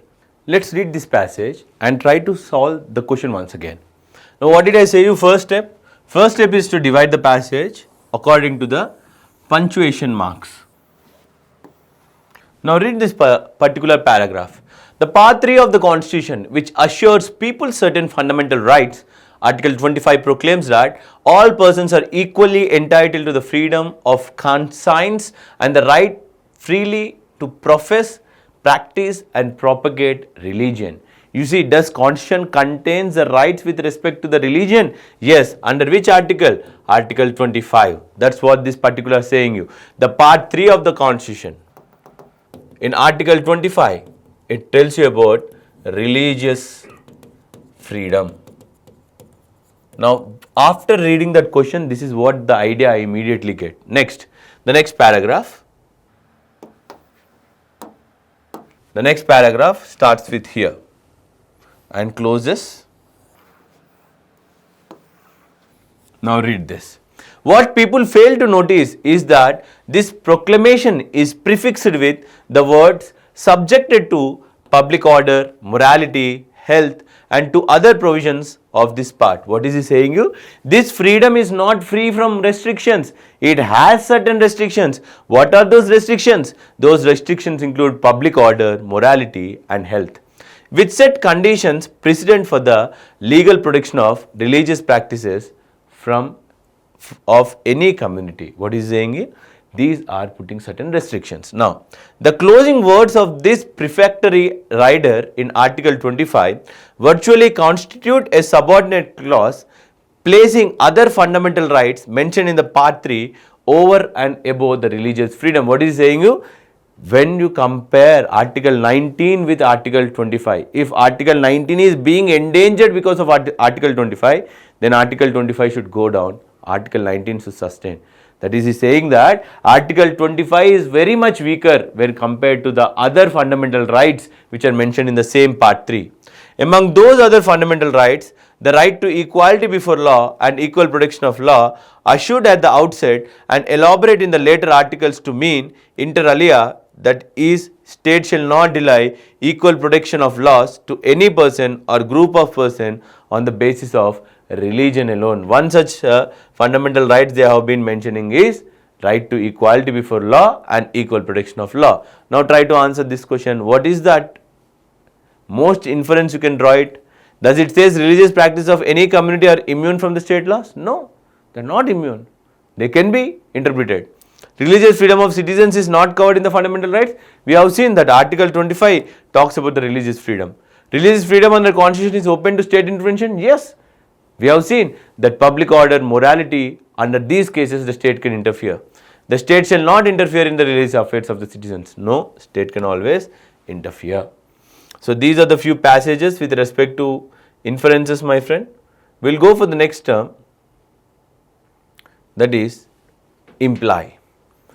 I said you one thing, imply is basically saying something indirectly, implicitly, that is called as imply. Imply is what, my friend? Saying something indirectly is called imply. You can see if I am a speaker and this is the listener, listener does inferences, speaker does imply. Okay, whenever you read a passage, imply is something that author is trying to say you indirectly. And from indirect things what author is saying, my deductions are made. That is what I infer. Imagine if I am a boy going and telling a girl, hey, you look so beautiful, you work so hard. I think I am having a preference towards you. So now the girl has lot of inferences. What does this fellow mean preference? Does he mean a friendly preference, sisterly preference, or a lovely preference, whatever it could be?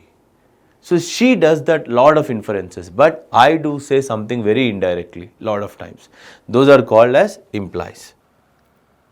Imply I already said you. Example is basically when your boss said that our company is running in loss, I have to remove certain employees. You have various inferences that as your boss has said you first, he is not going to remove you. As your boss has said you first, he is going to remove you.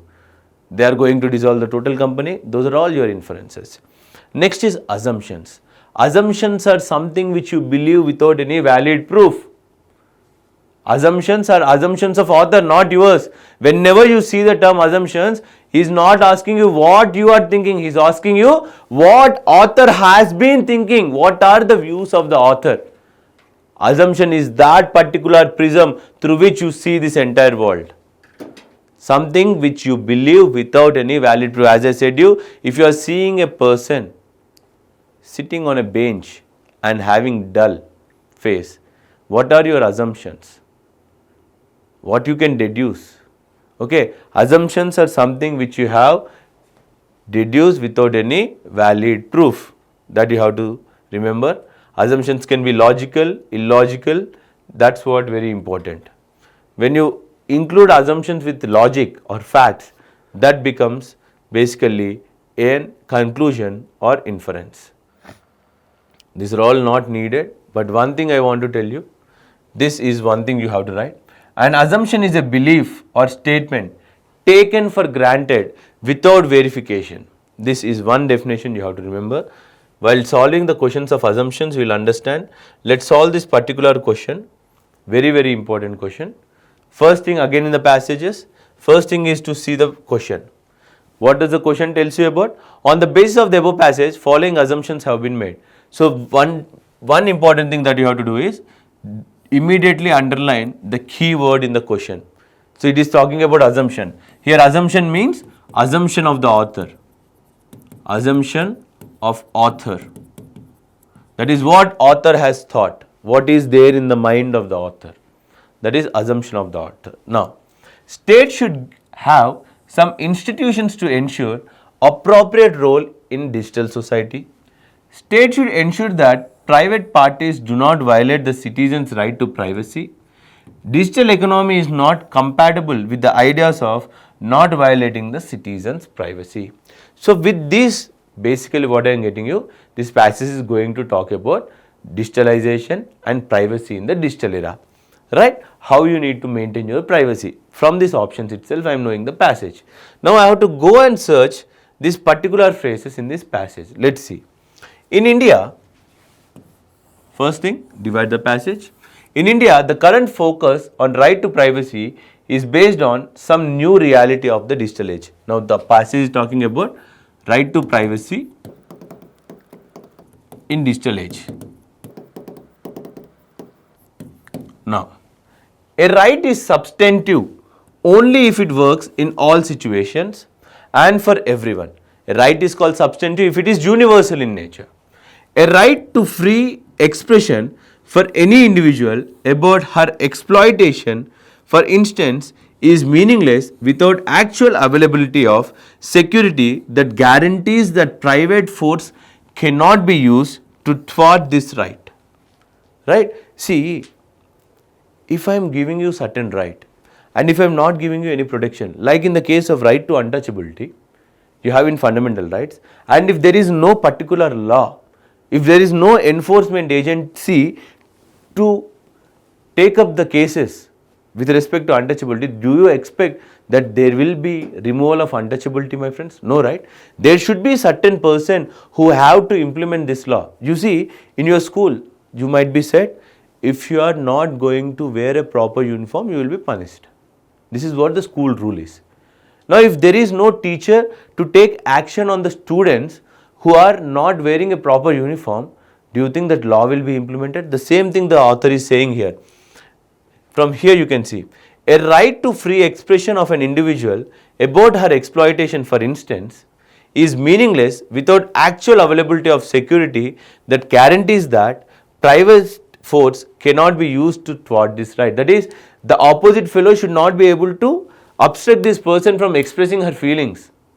He should not use goons to send against this woman to stop her to express her feelings. So, there should be certain protections given by the state so that we can freely use our rights. You can freely use our right. See, today if I am prone to untouchability, I can go to the police station and complain. Now, police will come and enforce or arrest that person. I have right to freedom of speech. When I am talking, if some person is obstructing me, I can go and I can do something else.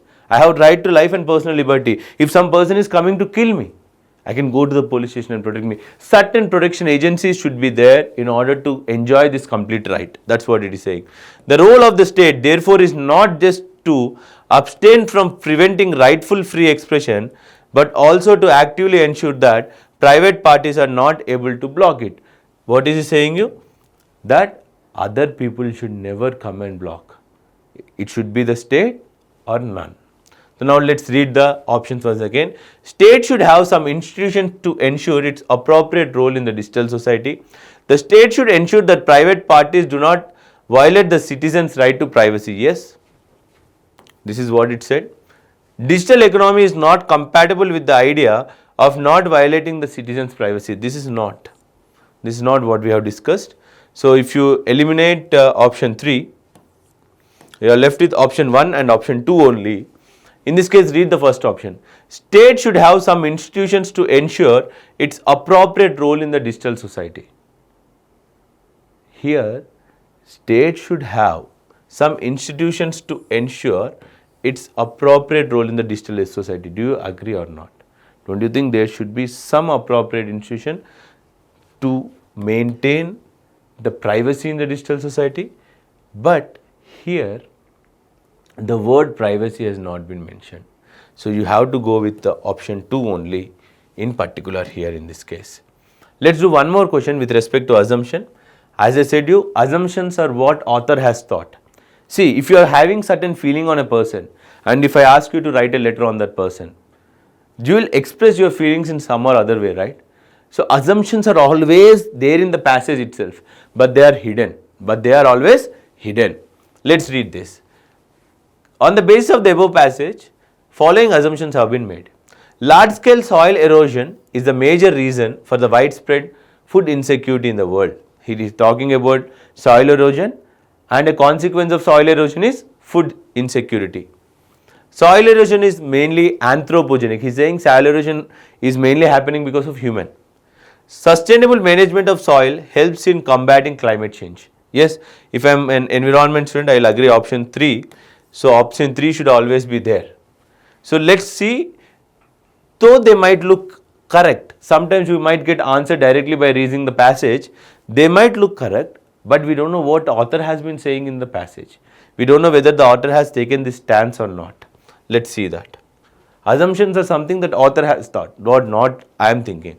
Soil in which merely all of our food grows and living resources that takes years to form. What is he saying?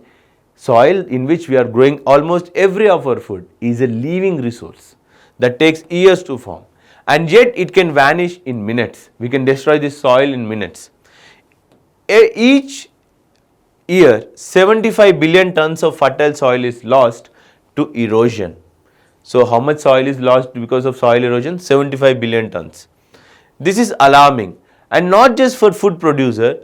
Soil can trap huge quantities of carbon dioxide in the form of organic carbon and prevent it from escaping into the atmosphere. Now nowhere I said human is the person, or most of the soil erosion is happening because of non-natural or indirect sources. So nowhere I mentioned about the anthropogenic soil erosion. So option 2 should not be there in my answers. So 3 only will be my answer. Large-scale soil erosion is the major reason for the widespread insecurity. Nowhere I have also spoken. Nowhere author has said. We said we are growing most of its food, but we did not talk about food security in the world. So if I eliminate this 2 option, 2, 2, 2, everything has 2. So your answer should be 3 only. Last important term is crux. Crux and critical message are two similar things. They are interchangeably used in your questions. Crux, critical message, crux, critical message. My friends, remember, whenever you are giving a message, don't you think that message should be positive? That messages are always positive, accept it or not? Yes. Crux in general mean the most important part in the given passage, the most important problem. Find out the most important problem, not the all XYZs, but the base of the problem. That is called crux. Taking the base of this particular passage is crux. Critical message, always remember, critical messages are always positive in nature. The most important point and the most unsolved question of the passage is what? Crux. What is crux? The unsolved or most important part. Okay, this is one important point. Crux is never explicitly mentioned, my friends. We will solve one question, then you will understand. Now let's try to solve one passage with respect to the crux. Let's see the question first. First step in reading comprehension, remember, it's reading the question. First, which of the following is the crux of the passage? Let's read. Our duties to one another are derived from our religious traditions. Having relationship to the divine principle is a great virtue. Balance between rights and duties is crucial to the delivery of justice in the society. Religious concept of rights is primarily derived from our relationship to the God. So this is talking about God, rights, duties, all these concepts. But let's read the passage, whether we can find it or not. This is a complex passage. Try to read it slowly. In general, religious traditions stress on the duty to the God or to some universal ethical principle. What they are saying? In every religion, there is always a stress that to follow the God, to follow the duties given by the God. Duty to the God, that is how to serve the God or to serve one particular ethical principle. Our duties to one another derived from this. See, whatever duties we serve to each other, whatever duties we are doing, are derived from this particular ethical principle or our relation with the God. Now let's try to solve one question from the critical message. Look at the question. First, let us read the question. Which of the following statements best reflects the critical message of the passage? For introducing any foreign plant into a country, the soil and climate conditions of the country should be suitable. A staple food of a country, tuber crops like potato cannot replace the cereal. Some of the fungal infections of the plants cannot be prevented or stopped from spreading across the large areas. Relying on a homogeneous food source is not desirable. Basically, all these points are talking about some staple food, some disease, and they are also talking about climate conditions. But let's read the passage to understand the critical message of the passage. Okay. Spanish ships in the late 16th century first brought the potato tuber from South America to the Europe, whereby in the early 19th century it has become a reliable backup to the cereal crops, particularly in the cold, rain-soaked soils of the Ireland. What they are saying, the Spanish people have brought potato from South America to Europe, and in Europe it slowly started replacing the cereals, and by 19th century it became one of the popular staple food, especially in the regions of cold, rainy soaked Ireland areas. The Irish were soon almost wholly dependent on the potato for their staple food. Now Ireland people, what happened? They are completely dependent on potato for their staple food. And they were planting primarily one prodigious variety, the lumper potato. What is happening? They are using only single type of potato, not even different types of potato. That particular type of potato was called as lumper potato. Basically, lumper potato's genetic fragility would be cruelly exposed to a fungus called as Phytophthora infestans. So this particular type variety of potato was affected by some infections. In 1845, spores of deadly fungus began spreading across the country, destroying nearly all the lumpers in the path. The resulting famine killed or displaced millions. What happened? Because of a fungus attack on this one particular type of potato, for which Ireland was entirely dependent upon, what happened? The entire crop failed and there was a famine, and this famine has caused killing of millions of people. Then what will be your answer here? See here, for introducing a foreign plant into a country, the soil and climate conditions of country should be suitable. Is this the message that I have to give? Message should be positive in nature. Message should be solution oriented. This is not a solution. As a staple food of a country, tuber crops like potato cannot replace. No, this is not what I discussed in the passage.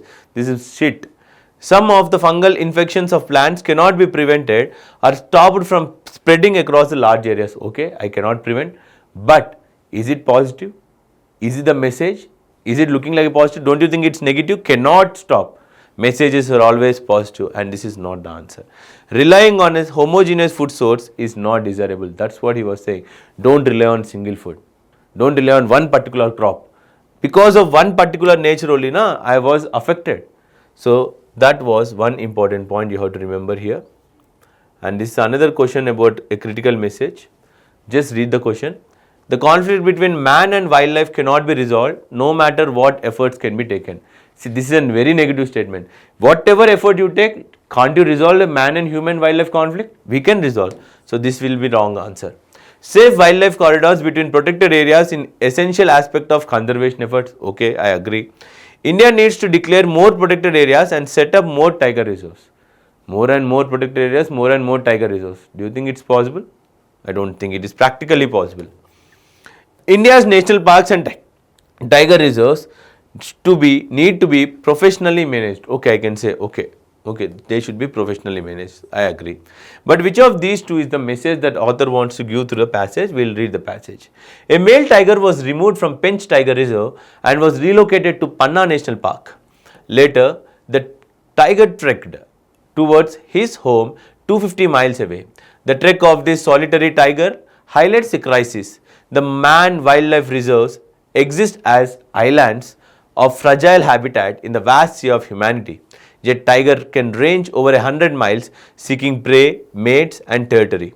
Nearly a third of India's tigers live outside the tiger reserves, situation that is dangerous for both humans and animals. prey and tiger can only disperse if there is recognized corridors and land between the protected areas to be allowed for unmolested passage.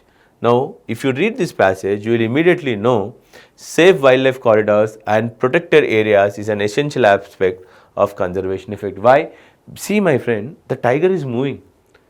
I have taken this tiger from one state and placed it in another state. Even after placing it in another state, it was trying to go it home. When it has to go from this national park to that national park, don't you think in the middle it has to pass through the humans? When humans immediately see the tiger, what happens? They get panicked and they start killing the tiger. So, unfortunately, the nature of tiger is to travel for the prey, for the mate and everything. If you are only protecting these corridors from which they are passing, then only you can protect that particular tiger. So, that's why you have taken this answer. Next is implication, my friend. One thing you remember about implication, there are two terms you have come across. Imply, something said indirectly. Implication, in implications what happen is, you will be given a particular problem. You will be given a particular problem and you have to say the solution of that particular problem. Okay. Basically, implications are futuristic in nature. You have to tell a complete solution for the future. Write these points. Implications. Implications. Basically, you are given a problem. Within this problem, you have to find a solution. Solution should be future oriented. You need not give a solution for immediate, not immediate. You need not give an immediate solution. Solution should be future oriented and it is not needed to be given now. It can also be given, you have time frame to complete that particular problem. Okay. Remember one important point. In course of action, if you are given any problem, when you are taking course of action, in course of action, when you are taking any action, this action should not create new problem. Should not create new problem. And it should reduce the problem or completely eliminate the problem. So, whenever you are given a problem and asked to find out a solution, your solution should always be reducing the given problem or eliminating the given problem, but should never create a new problem. These are the rules you have to follow while solving implications. What are implications? Implications are basically in the form of cause and effect, where you have to immediately give a solution basically for the future. You have time frame to implement this. But if you want it to be implemented right now, it is not implication. Right now implementation is corollary. For example, if I am being hit by a person on my face, if I take a time and make him realize how big mistake he has done, that is implication. If that person hit me and I hit him back, that is called corollary. I'll make you an example. Let's do this passage with respect to implication. You will understand. Now, many opportunities to harness highly skewed seasonal and spatial distribution of monsoon flows which occur in the 4 months period of June to September annually have been lost. What he is saying you? Most of our Indian rainfall happens in just 4 months, and to utilize all this water and to bring all this water together has been lost, most of them. That opportunity we did not utilize. Since these few months account to the most of the rainfall and consequently fresh water availability, the need for holding rainwater in the reservoirs for subsequently releasing it for the use over the years is a necessary nobody can afford to overlook. What is he saying you? Since this water is available only for the 4 months, we have to always store this water in the reservoirs. And after storing this water in the reservoirs, you have to slowly start utilizing it. That's what he is saying you. Climate change will continue to affect weather conditions and create water shortages and excesses. What is he saying you now? Because of climate change, the water could become shortage or water could even become excess. Without these storage systems, how can you manage this water scarcity and water excessness, right? While millions suffer from droughts and floods, water in the country's rivers flow unutilized and discharge into the sea every year. What's saying that? Because of climate change, somewhere there is a rainfall, somewhere there is a drought, still the most of the water which comes as a rainfall goes into the rivers and from rivers it drains into the sea. This is what the passage is. Now, interlinking of rivers should be undertaking. Yes, you can say interlinking of rivers, it's happening in India, right? But here if you see, if this question was corollary, corollary means immediate, you have to show me the immediate solution right now. If you want to implement, you have to implement it right now. I can make a policy for interlinking of rivers, but I cannot do interlinking of rivers in corollary. As implications are futuristic in nature, I am saying you, I have time. Tell me good solution. Tell me perfect solution. So that's why interlinking of rivers should be taken up. A network of dams and canals should be built across the country for proper distribution. Yes, because we have time. Futuristic. Implications are futuristic. You have time. Farmers should be provided easy loans for digging bore wells. Usage of water for agriculture should be regulated by law. Distribution of river water among the regions should be regulated by the union government. My friend, here you see 1 and 2 should be there in your answer. Wherever here you don't have 1 and 2, eliminate them. So your answer is ultimately 1 and 2 because we nowhere discussed about this. This is not a solution because water is a state subject. If you are giving it to the union government, you are going to face a problem. And this is not relevant to the passage. Farmers and digging borewells is not relevant to the passage. And if you are not allowing the farmers to use their own water and you are regulating the water to be used by the farmer, don't you think it is creating a new problem? What did I say? Whenever you are given a problem and you are asked to solve that problem, always remember your course of action should never create a new problem. If a farmer has been restricted for usage of water, don't you think he will be creating a new problem? So I don't want new problem. I want to solve the old problem but not want creating a new problem. That's why you have to eliminate option 4. If you eliminate option 4, you are also eliminating option B. So in this way you have to solve this. This is corollary, my friend. Corollary is nothing but basically another name for conclusion, result, etc. Corollary is used in mathematics. For example, if I say A plus B is equal to C, then B is equal to C minus A. Don't you think this is a corollary? These are called corollaries. Corollary also mean deductions, inference, what you can deduce, what you can infer, what is the conclusion, all meanings. But here in UPSC, whenever you see a term corollary, you will be given a problem. You will be given a problem in the passage. You will be asked to find the solution to that problem, but in the immediate sense. Right now, if you want to tell me the solution, right now what you can do. Tell me right now what you can do.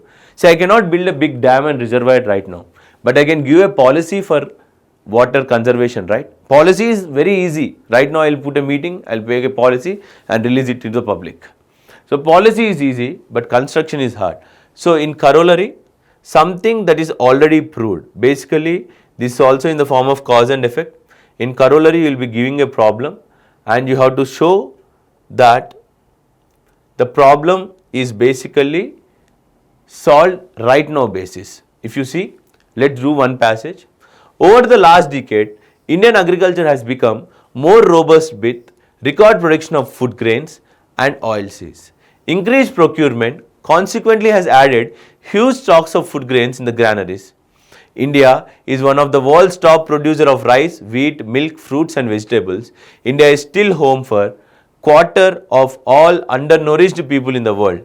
On an average, almost half of the total expenditure of nearly half of the households is on the food. What is saying? Though we are being the largest producer, we are having lot of malnutrition in India. Though we are spending half our income, still we are malnourished. The malnourishment is the issue here. Now how to tackle this malnourishment? Right now basis, that should be a solution. Increasing the efficiency of farm to fork chain is necessary to reduce the poverty and malnutrition. Now you see, nowhere I spoke about the poverty here.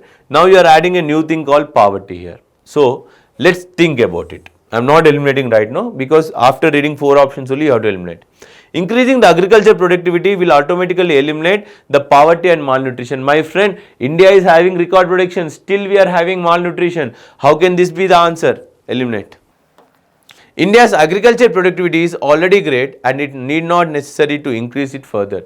Is it the solution I am expecting? No, this is not the solution. Allocation of more funds for social welfare and poverty alleviation program will ultimately eliminate the poverty and malnutrition in India. Can I predict? Can I predict if I give this, I will get a solution? No. So, only solution is to improve the farm to fork. There might be production, but that production is not reaching the public. So, your answer will be option A. So, this is with respect to reading comprehension, my friend. Hope you have understood certain things. If you have any doubt, please try to download these PDFs. They help you to solve a lot of questions. Revise them, read them, especially focus on the tips and tricks so you can solve these questions. Thank you, everyone.